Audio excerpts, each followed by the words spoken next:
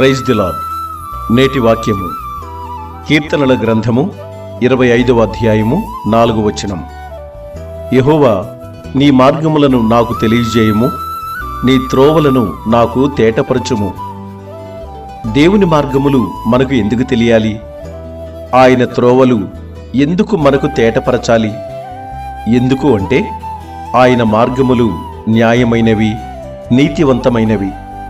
ఈ లోకంలోని మార్గాలన్నీ స్వార్థపూరితమైనవి, అన్యాయమైనవి.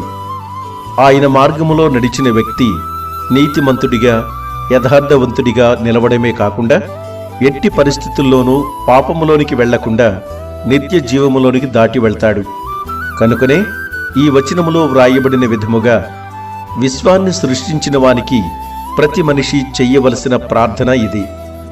గందరగోళం, పాపంతో నిండి ఉన్న ఈ లోకాన్ని ఈ ప్రార్థన ఎంతగా మార్చివేయగలదో కదా. ఇలాంటి మనఃపూర్వకమైన ప్రార్థన దేవుడు తప్పక వింటాడు. నేర్చుకోవడానికి మనుషులు సమ్మతిస్తే తన మార్గాలను వారికి నేర్పడం ఆయనకెంతో ఇష్టం. ఈ కీర్తనలో దేవుడు ఎలాంటి వారికి నేర్పిస్తాడో కనిపిస్తుంది. విశ్వాసులకు, పాపాత్ములకు, వినయ మనస్కులకు, దేవుడంటే భయభక్తులు గలవారికి.